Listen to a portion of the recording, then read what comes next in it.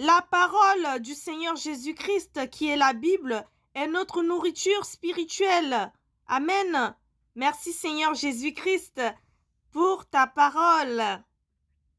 De la même manière que nous nourrissons nos corps physiques, il faut aussi également que nous nourrissons nos âmes. Amen. Oui, par la parole du Seigneur Jésus-Christ. Il faut que nos âmes soient nourries par la parole du Seigneur Jésus-Christ. Amen. Pendant qu'il jeûnait dans le désert, le diable avait tenté le Seigneur Jésus-Christ. Mais il ne s'était pas laissé faire. Il ne s'était pas laissé déstabiliser par le diable, le Seigneur Jésus-Christ.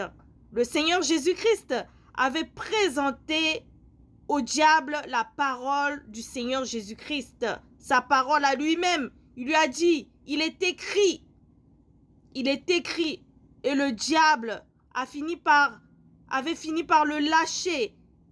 Il avait fini par partir. Oui, dans le désert, le Seigneur Jésus-Christ avait vaincu le diable par la parole, avec sa parole. Et le diable avait été chassé par le Seigneur Jésus-Christ avec sa parole. Et il avait fini par le laisser tranquille. Le Seigneur Jésus-Christ connaissait la parole. Et c'est cette parole qui avait fait taire l'ennemi, le diable. L'homme ne vivra pas de pain seulement, mais de toute parole qui sort et qui sortira de la bouche du Seigneur Jésus-Christ. Amen.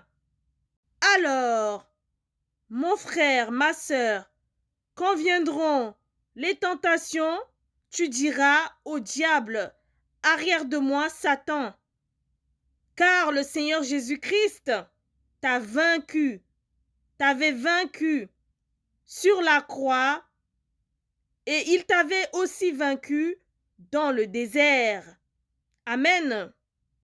Alors, mon frère, ma sœur, dans les épreuves, dans les situations difficiles, présente le Seigneur Jésus-Christ.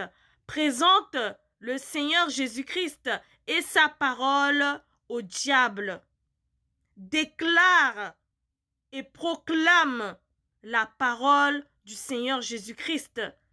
Et tu verras, le diable te laissera aussi tranquille. Suis l'exemple du Seigneur Jésus-Christ dans le désert. Alors, tu verras, il agira. Bonne journée!